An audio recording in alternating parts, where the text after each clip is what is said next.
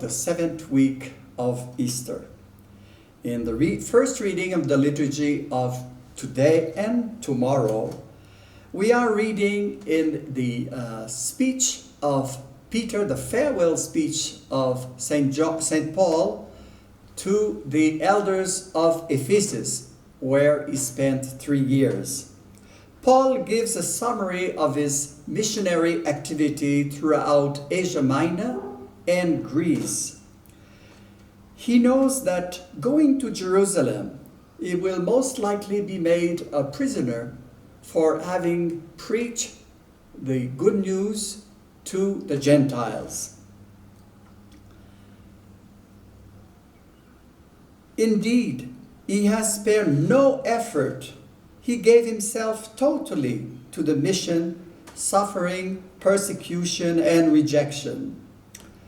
If he is condemned to die, there is no worry as long as he finishes the race, faithful to the mission he has received, to bear witness to the goodness of the grace of God.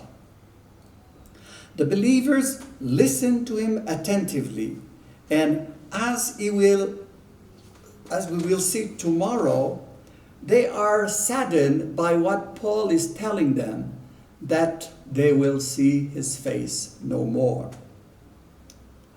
The Gospel of today and tomorrow presents to our meditation chapter 17 of the Gospel of John. It is often called the priestly prayer of Jesus during the Last Supper. It is outstanding in the biblical literature.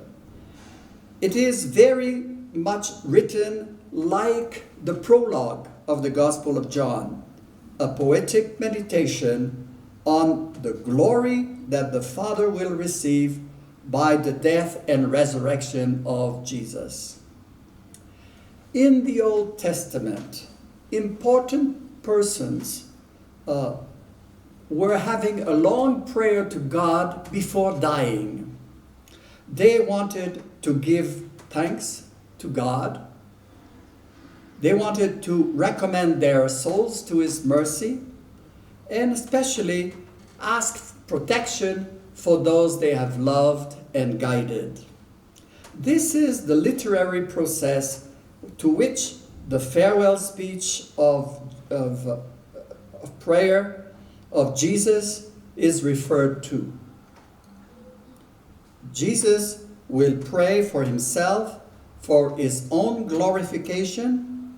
Then he prays for his disciples, those who have been given to him. He is asking God to continue the mission among the disciples. 2 words here are very important: the hour and the glory. In the Gospel of John, the theme of the hour is very precise. It is the hour of his glorification on the cross. The first time that John uses this expression of the hour is at Cana, when he turns to his mother saying, "Woman, my hour has not come yet." Later on, in front of the Samaritan woman, Jesus will say, this is the hour. The time is the hour now. It's the hour when the true adorers of God will worship the Father in truth and in spirit. The hour of the glorification of the Son has come, and in him the Father will be glorified. Saint Irenaeus once said, "The glory of God is man alive." I would add, the glory of God is man saved. Jesus prays also for those who have believed in him, so that they may obtain eternal life. And what is eternal life?